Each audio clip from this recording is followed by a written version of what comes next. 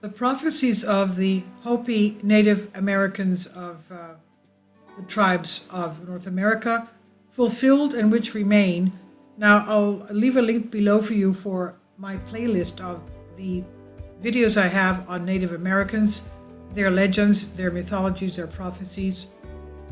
Now, the Hopi are the tribe of Native Americans who live primarily on public lands granted to them in northeast Arizona, and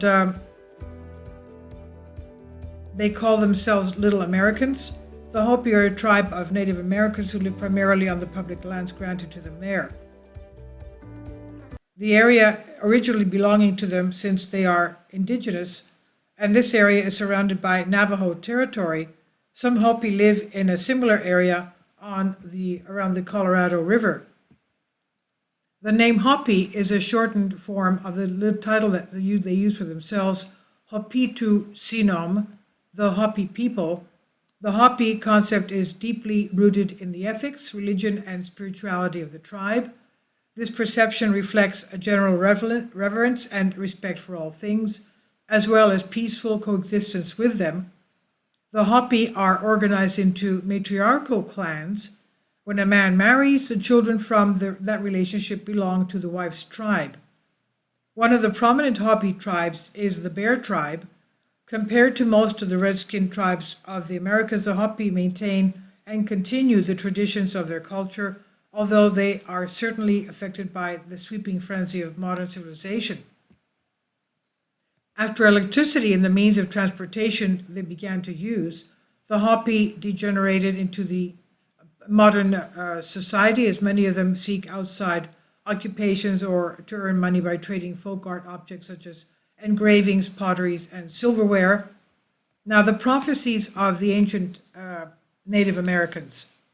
The first prophecy said that, quote, the day will come when white people will come to take our places, end quote, and indeed, in the 15th century, the genocide and systematic annihilation of Native people of America and the by the Europeans began. Second prophecy said that, quote, the day will come when great wheels will cover the land and different voices will follow them, end quote. And indeed, America was covered with caravans of travelers and immigrants from every corner of the old world who were looking to gain their free, foreign, fertile land. Of course, they were given lands. And to, of course, this meant that the native peoples had to be pushed away. The third prophecy, the day will come when our land will be filled with buffalo that will not be buffalo and will have big white horns. And indeed, the Europeans brought with them new species of cows instead of buffalo that filled the American countryside and wiped out the buffalo. 4, prophecy said that, quote, the day will come when our land will be filled with large metal snakes, end quote, and indeed the conquerors spread hundreds of railway lines along the continent, exponentially distorting the environment. The 5th prophecy said, quote, the day will come when our land will be covered with giant spider webs, end quote. And indeed, America was covered by thousands of kilometers of power lines and 4G networks that are now becoming 5G, and their, of course, various carcinogenic diseases. Now, the 6th prophecy said, the day will come when in our land there will be paths of shining stone reflecting the sun, end quote. And indeed, the great highways are slicing up the American land from end to end. 7th prophecy said that, quote, the day will come when the sea will turn black and everything that lives in it will die, end quote. And indeed, the Gulf of Mexico turned black from the oil spill, the BP oil spill, killing the fauna in the area. Now, both 8th and 9th prophecies now remain to be confirmed. The day will come when men will return to their traditions, but then a great habitable house from space will fall to Earth, and then all the old ways will cease. What's a habitable house falling from the space to Earth? Is that the ISS? Is that something else? What is a habitable house falling from space? The Hopi Indians have been right 7 times up to now. So what can fall from above? Is it the ISS space station? Now, so the wise Indians say, quote, "The human race has passed through 3 phases of life since it appeared, and through 4 worlds, and at the end of each phase, human life is in need of a cleansing. The last great cleansing catastrophe was done by a flood. And when the signs in the heavenly roads shall foretell it, and when the invention of the lichiths contained ashes shall take place, one of them shall fall upon the earth and cause everything, even the oceans, to boil over a very great extent of land, not will ever regrow vegetation for many years." That sounds like something of radiation poisoning. Anyway, going back to the prophecy, it has been prophesied that when the white man comes, he will be all powerful, and his color will be red. He will number millions and will follow no other religion than the faith that will spring from within him. He will bring the holy stones with him. Every power in this world will kneel before him, and he will spread like the wind quickly, taking over the whole earth. We are already in the age of danger. Now, the prophecies say that something will happen soon, like that noise when the plane breaks what you call the sound barrier. Maybe it's an earthquake, maybe a flood, or something like that, maybe a nuclear explosion, we don't know. Now, when people, of course, are in a catastrophe, we know that when it's our end, Christians, of course, immediately do not see death. They go to by the Lord Jesus Christ's side. It's not like that, because the Hopis, they say, don't go anywhere. We stay here, they say, where we live and where our homes are.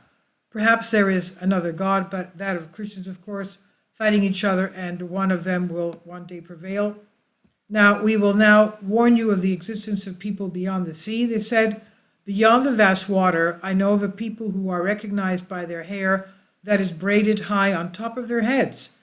But the strongest are the people in red. They have the great weapon, the miraculous power.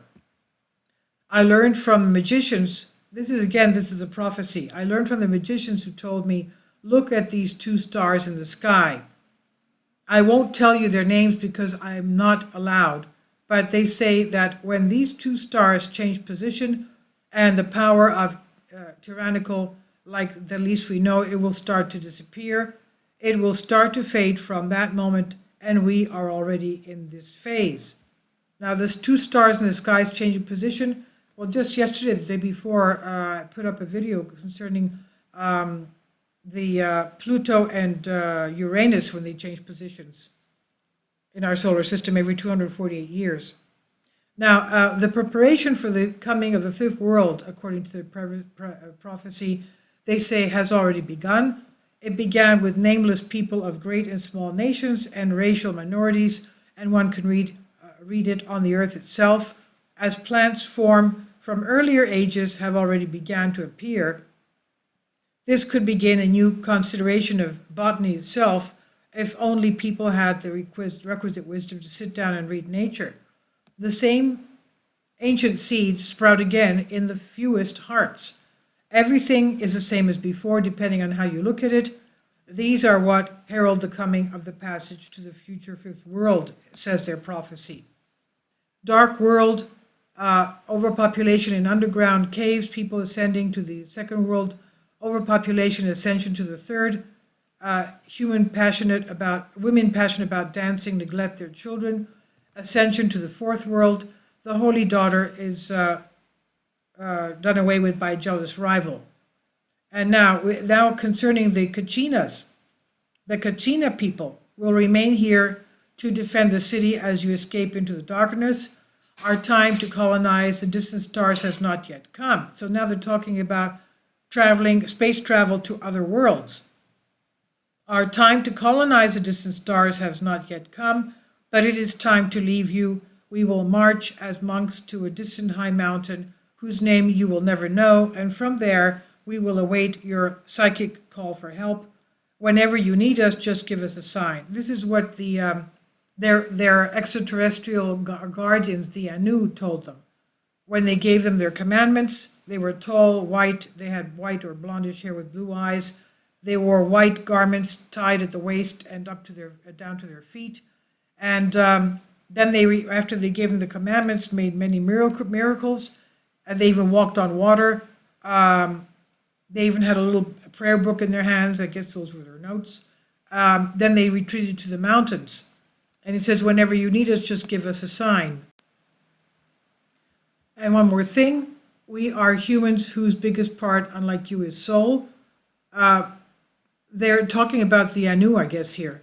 The extraterrestrials from the stars, from the skies. So most of the time they say you will not be able to see us, but you should always remember our existence, wearing our masks and costumes at the proper times for rituals. Those who do this will be the only ones who will be privileged with the wisdom and knowledge of all that we have taught you, and then people from you will borrow our name and be called the Kachina tribe. Now, however, it's dark and the time has come. Act quickly.